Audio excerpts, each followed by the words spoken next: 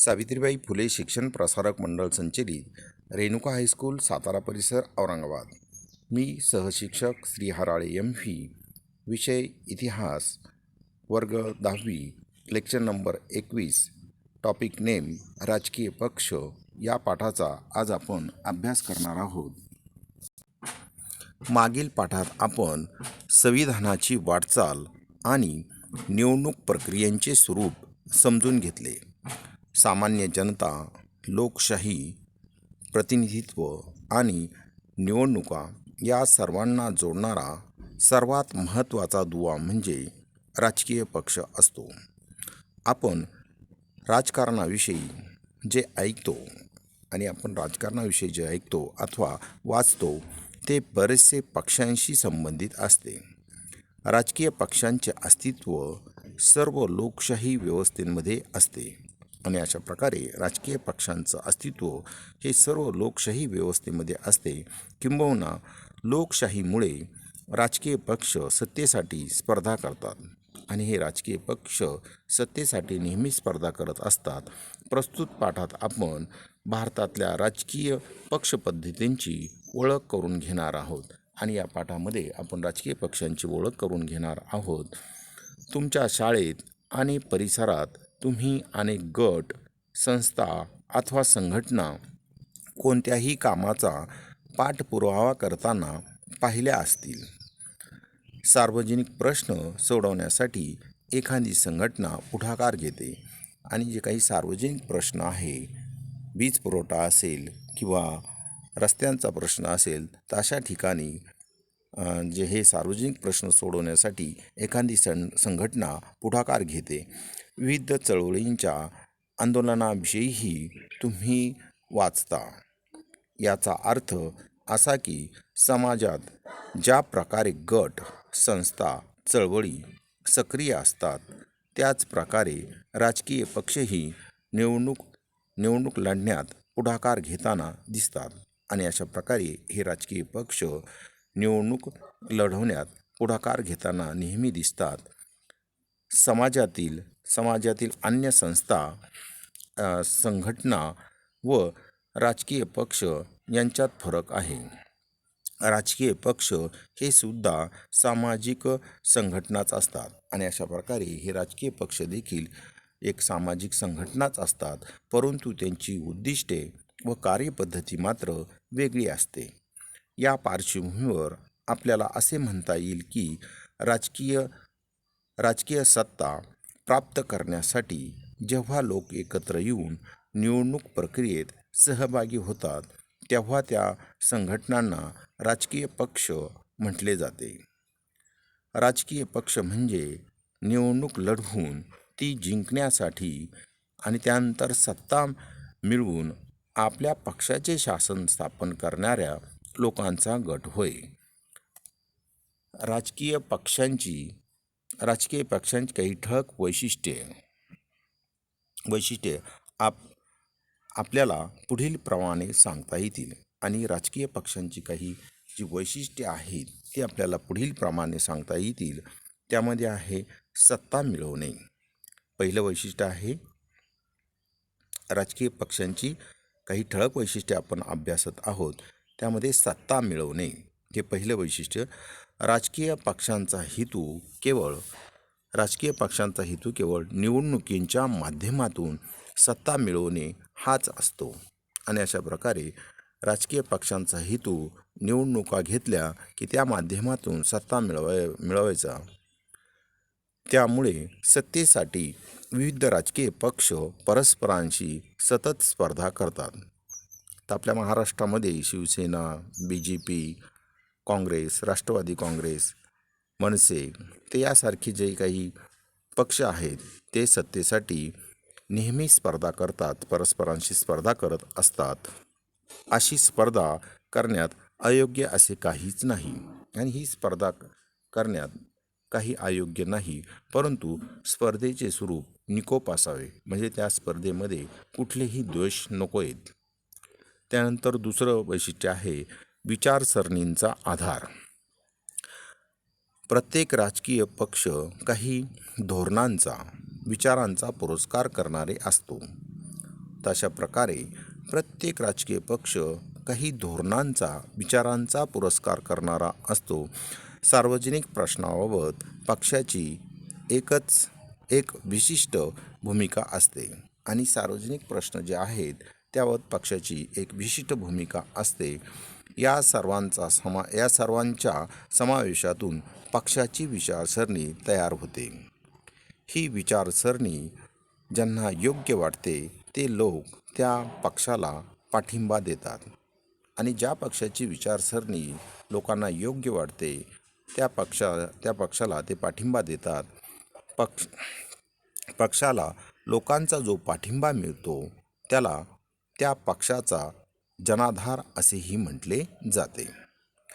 आधुनिक काळात सर्वच राजकीय पक्षांची विचारसरणी सारखी दिसते आणि हा जो आधुनिक काळ चाललेला आहे, या आधुनिक काळात सर्वच राजकीय पक्षाची विचारसरणी जवळजवळ सारखीच दिसते.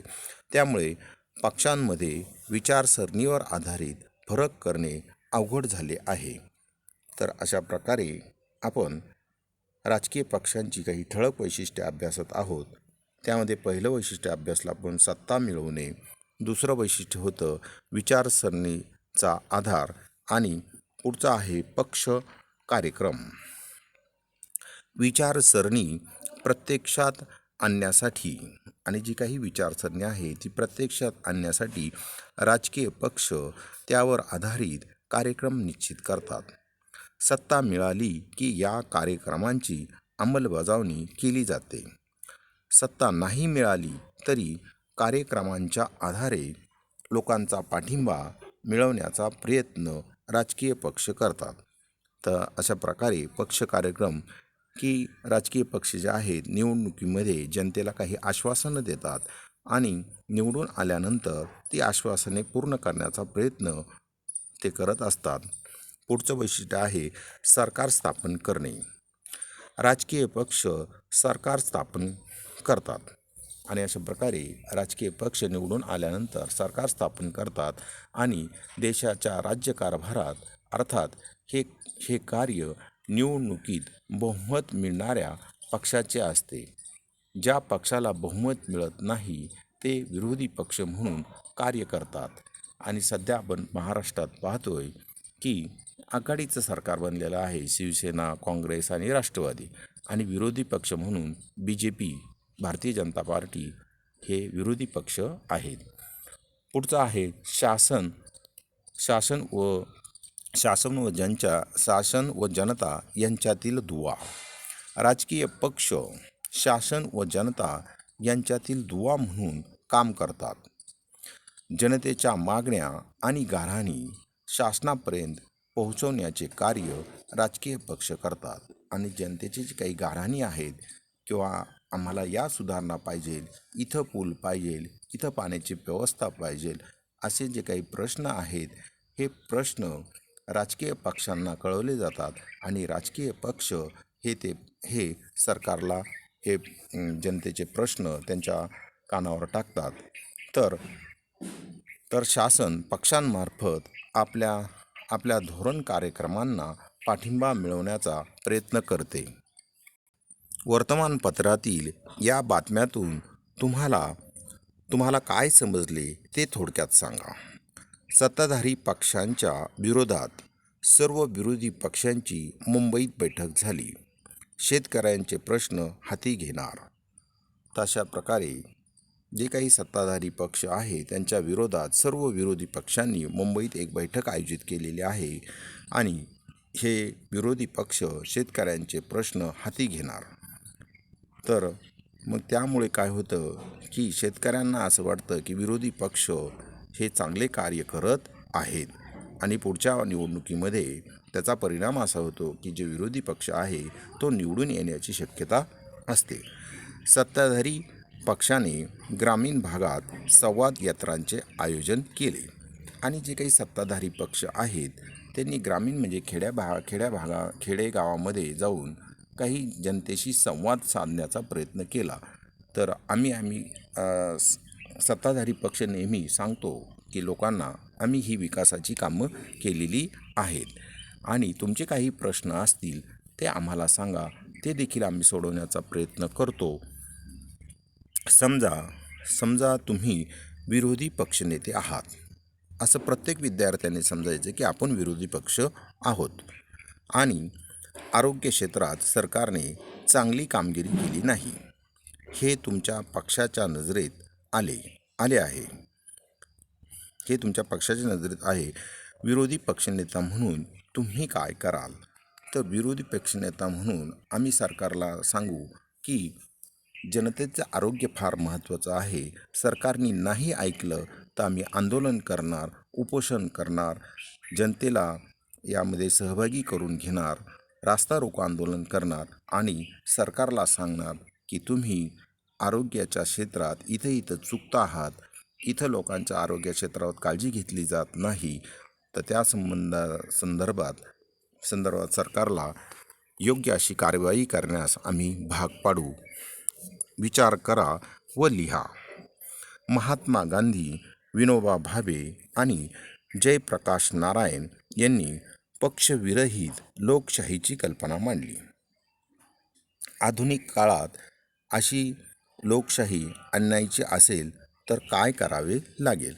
तर आधुनिक काळामध्ये अशी पक्षविरहित लोकशाही आणायची असेल तर सर्व पक्षांनी एकत्र आलं पाहिजे आणि त्यातील लोकांनीच सरकार चालवलं पाहिजे.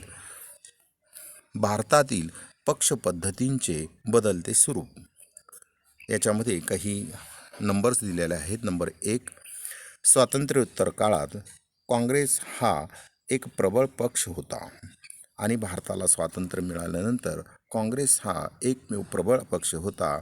काही अपवाद वगळता केंद्र व राज्य पातळीवर या पक्षाला स्पष्ट बहुमत होते. भारतातील राजकारणावर या पक्षाची पकड मजबूत होती. म्हणूनच या काळातील पक्षपद्धतीचे वर्णन एक प्रबळ पक्षपद्धती असे केले जाते. नंबर 2, एक प्रबळ पक्षपद्धतीला 1977 आव्हान दिले आणि एक प्रबळ पक्षपद्धतीला 1977 आव्हान दिले गेले. हे आव्हान काँग्रेसेतर पक्षांनी एकत्र येऊन दिले. नंबर 3, 1989च्या लोकसभा निवडणुकीनंतर राजकारणात एकाच पक्षाचे वर्चस्व असणे ही बाब संपुष्टात आली आणि 1989 नंतर मात्र ज्या काही लोकसभा निवडणुका झाल्या त्याच्यामध्ये एकाच पक्षाला स्पष्ट बहुमत मिळत होतं, ते आता मिळत नाही आणि त्यानंतरच्या काळात अनेक राजकीय पक्षांनी एकत्र येऊन आघाडीचे शासन स्थापन करण्यास सुरुवात केली आणि त्यानंतर मात्र अनेक पक्षांनी एकत्र येऊन आघाडीचे सरकार स्थापन करण्यास सुरुवात केली. आघाडी सरकार स्थापन करण्याचे प्रयोग भारतीय जनता पक्ष आणि आघाडीचं सरकार स्थापन करण्यामध्ये भारतीय जनता पक्ष व काँग्रेस या 2 पक्षांनी केले. आघाडी शासनातून अस्थिरता निर्माण होते हा समज आपल्या देशातील पक्षपद्धतीने खोटा ठरवला आणि आघाडीचं शासन आले की अस्थिरता निर्माण होते हा समज जो होता तो या आघाडीच्या शासनाने खोटा ठरवला. आघाडीचं शासन चांगल्या प्रकारे 5 वर्ष काम करू शकतं हे BJP आणि काँग्रेस या आघाडी सरकारने दाखवून दिलं. आघाडींचे शासन ही बाब आता भारताच्या राजकीय व्यवस्थेत स्थिरावली आहे आणि आघाडीचं जे शासन आहे ती बाब आपल्या राजकीय व्यवस्थेत स्थिरावलेली आहे. माहीत आहे का तुम्हाला? प्रश्नचिन्ह. एकाच राजकीय पक्षांच्या हाती सत्ता दीर्घकाळ असल्यास व अन्य कोणतेच पक्ष राजकारणात प्रभावी नसल्यास त्या पक्षपद्धतीला एक पक्षपद्धती असे म्हणतात. राजकारणात 2 राजकीय पक्ष प्रभावी असल्यास, राजकारणात 2 राजकीय पक्ष प्रभावी असतात आणि आलटून पालटून या 2 राजकीय पक्षांच्या हाती सत्ता जाते. याचं उदाहरण म्हणजे काँग्रेस आहे आणि BJP आहे. तेव्हा ती शासन पद्धती द्विशासन पद्धती होय. अनेक राजकीय पक्ष सत्तेच्या स्पर्धेत असतात आणि सर्वांचा कमी अधिक प्रमाणात राजकीय प्रभाव असतो. अशी अशी पद्धती बहुपक्ष पद्धती म्हणून ओळखली जाते. राजकीय पक्षांच्या प्रमुख 2 आघाड्या इथे दिलेल्या आहेत. त्यातील घटक पक्ष शोधा व त्यांची नावे लिहा. नंबर 1 राष्ट्रीय लोकशाही आघाडी NDA. नंबर 2 संयुक्त पुरोगामी आघाडी UPA. हेही जाणून घ्या, राष्ट्रीय पक्ष आणि प्रादेशिक पक्ष कोणाला म्हणतात. तर राष्ट्रीय पक्ष आणि प्रादेशिक पक्ष कोणाला म्हणतात हे थोडक्यात खाली दिलेलं आहे. राष्ट्रीय पक्ष म्हणून मान्यता मिळवण्यासाठी निवडणूक आयोगाने स्पष्ट केलेल्या पुढील निकषांची पूर्तता व्हावी लागते. 4 किंवा अधिक राज्यांमध्ये लोकसभा किंवा विधानसभेच्या मागील निवडणुकीत किमान 6% वैध मते मिळवणे आवश्यक असते. तसेच मागील निवडणुकीत कोणत्याही राज्यातून अथवा राज्यांमधून किमान 4 सदस्य लोकसभेवर निवडून आले पाहिजेत. त्यानंतर ब आकडा आहे, एकूण लोकसभा मतदारसंघांच्या किमान 2% मतदारसंघामधून तसेच किमान 3 राज्यांमधून उमेदवार निवडून येणे आवश्यक असते. प्रादेशिक किंवा राज्य पातळीवरील पक्ष म्हणून मान्यता मिळवण्यासाठी निवडणूक आयोगाने पुढील निकष स्पष्ट केले आहेत. लोकसभा किंवा विधानसभेच्या मागील निवडणुकीत किमान 6% मते मिळवणे. आणि अशा प्रकारे लोकसभा किंवा विधानसभेच्या मागील निवडणुकीत किमान 6% मते मिळवणे आणि किमान 2 सदस्य विधानसभेवर निवडून येणे आवश्यक आहे. किंवा ब आकडा, विधानसभेच्या एकूण सदस्य संख्येच्या किमान 3% जागा किंवा किमान 3 जागा प्राप्त करणे आवश्यक आहे. Thank you. Next lecture number 22. Topic name राजकीय पक्ष या पाठाचा उर्वरित भाग आपण नंतर अभ्यासणार आहोत.